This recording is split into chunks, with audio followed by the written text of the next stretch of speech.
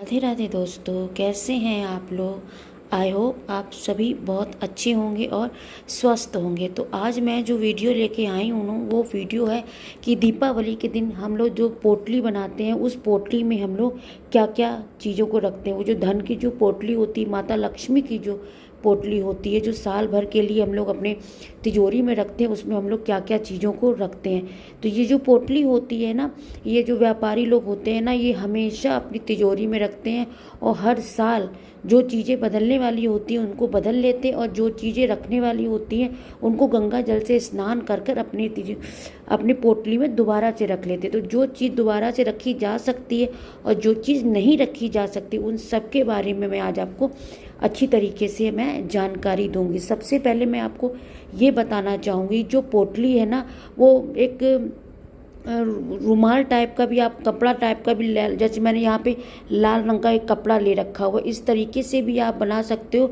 नहीं तो मार्केट में पर्स आता है, पोटली आती है, उसको भी आप मार्केट से ला सकते हो या घर में भी उसको बना सकते हो, लेकिन आपको रेड कलर का ही लेना है। तो मैं तो यहाँ तो रेड कलर के कपड़ा है उसी को ही मैं अपने पोटली बना लूँगी। और पोटली में क्या क्या रखना है तो आइए मैं अब आपको बताती जाती हूँ। यहाँ पे पोटली में सबसे पहले जो है हमको कमल गट्टे लेने हैं। कमल गट्टे जो होते हैं ना, ये देखिए इस तरीके के कमल गट्टे होते हैं, ये कमल गट्टे होते हैं। ये जो कमल गट्टे की जो संख्या है ना वो हमको 5 लेनी है। अगर आप 5 से ज़्यादा भी करना चाहें, जैसे 7 करना चाहें, 11 करना चाहें तो आप कर सकते हैं, लेकिन 5 से कम नहीं चाहिए। तो हमको ये यहाँ पे 5 कमल गट्टे चाहिए। उसके साथ ही हमको यहाँ पे 5 सुपारी चाहिए। जी, सुपारी तो हमारे घर में हमेशा पूजा वगैरह में यूज़ होती ही रहती है, तो यहाँ पे हमको 5 सुपारी चाहिए। सुपारी के साथ ही हमको यहाँ पे चाहिए कौड़ी।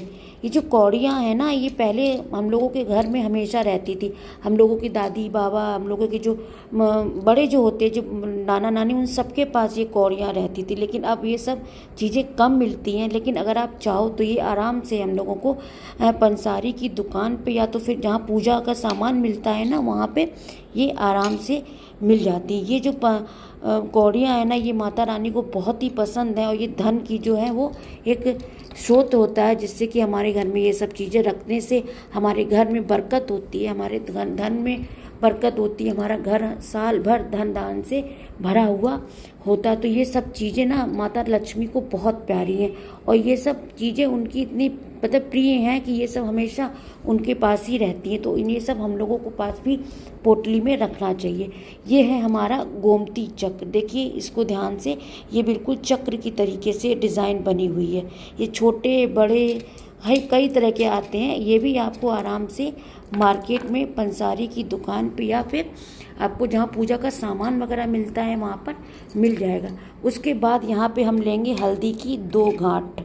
चाहे तो हम ज़्यादा भी हल्दी रख सकते हैं, लेकिन हल्दी जल्दी ख़राब हो जाती है ना, तो हम लोग हल्दी को सिर्फ ज़्यादा नहीं लेंगे, सिर्फ 2 लेंगे, क्योंकि इसको साल भर बांध के रखना है तो इसमें कीड़े वगैरह हो सकते हैं। तो केवल हम हल्दी जो है वो 2 ही हल्दी लेंगे।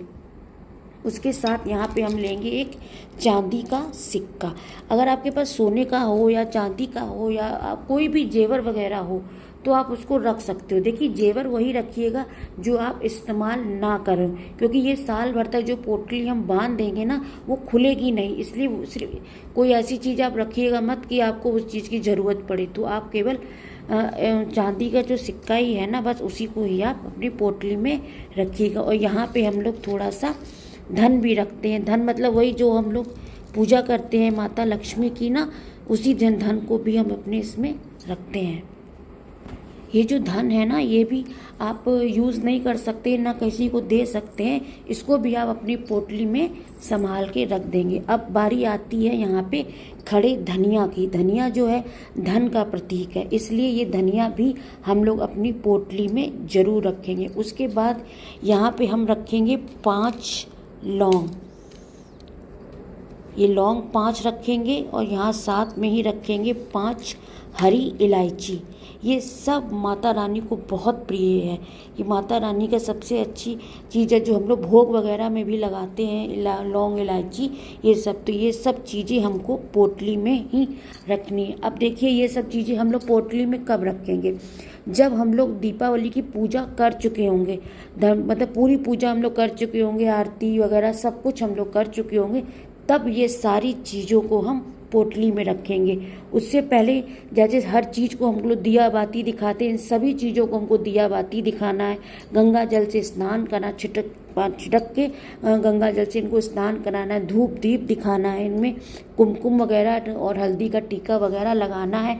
फिर सबसे लास्ट में जब हम आरती वगैरह कर चुके होंगे, तब हम इन सभी चीज़ों की अच्छी सी पोटली बनाएंगे और उनको हम अपनी पोटली को बांध के अपनी तिजोरी, जहाँ पे आपका धन रखा जाता है, वहाँ पे आप इस पोटली को बांध के रख दीजिएगा और साल भर तक इसको आपको छूना नहीं है।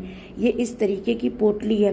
ये इससे हमारे घर में धन, साल भर तक धन की बरकत होती है। हमारे घर में हर चीज़, किसी चीज़ की भी कमी नहीं रहती। माता लक्ष्मी की कृपा से हमेशा हमारा घर जो है वो धन्य दान से भरा हुआ रहता है। तो ये सभी चीज़ों को हम अपनी पोटली में बांध के अपने तिजोरी में रख देते हैं।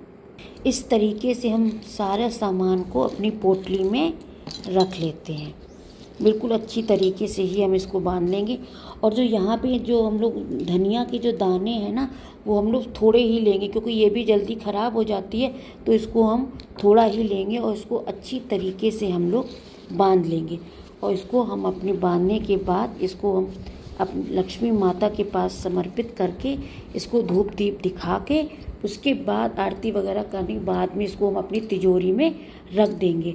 देखिए साल भर के बाद जब हम ये पोटली निकालेंगे, तो जो चीज़ हमें यूज़ करने वाली है, मैंने आपको पहले भी बताया था, जो चीज़ यूज़ करने वाली है, जैसे कि आपका गोमती चक्र है, कमल गट्टा है और आपका कौड़ी है, वो आप उसको दोबारा भी यूज़ कर सकते हैं। उसको आप गंगा जल से धुल स्नान करा के उसको आप दोबारा इस्तेमाल कर सकते हैं। लेकिन हल्दी हुई, धनिया हुआ, लौंग, इलायची हुई, इन सब का थोड़ी सी ख़राब हो जाती है, तो इन सब का हमको विसर्जन करना होता है। तो विसर्जन कहाँ करना है, हमें घर से बाहर विसर्जन इनका नहीं करना है, हमको घर के अंदर ही इनका विसर्जन करना है। तो जो हल्दी हुई आपकी जो लौंग हुई, इलायची हुई और आपका धनिया का जो हुआ दाना, ये सब आपको अपने पेड़ में, जहाँ पे पेड़ वगैरह आपके गमले में लगे हुए, वहाँ पे इनको आपको विसर्जन कर देना है। और फिर उनको विसर्जन करने के बाद जब हम दीपावली में दोबारा अगली दीपावली में जब हम करेंगे, तो ये सारे सामान हम दोबारा से नया रखेंगे। तो मुझे उम्मीद है कि मैंने जो चीज़ें आपको बताई हैं, पोटली में क्या रखना चाहिए, क्या चीज़ साल भर के बाद जो दीपावली आएगी वो हटा देना चाहिए, आपको अच्छी तरीके से समझ गए होंगे। और आगे तक आप ध्यान से मेरा वीडियो को ज़रूर देखिएगा।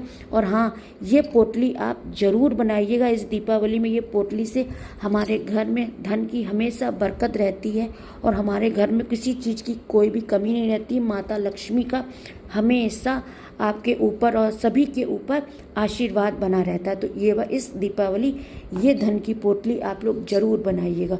और अगर मेरा वीडियो आपको पसंद आए तो माता लक्ष्मी की कृपा से आप ज़रूर मेरे वीडियो को लाइक भी कीजिएगा और शेयर भी कीजिएगा। और जिन्होंने अभी सब्सक्राइब नहीं किया है तो प्लीज़ सब्सक्राइब भी कर लीजिएगा। तो मेरी तरफ से आप सभी को दीपावली की हार्दिक शुभकामनाएं।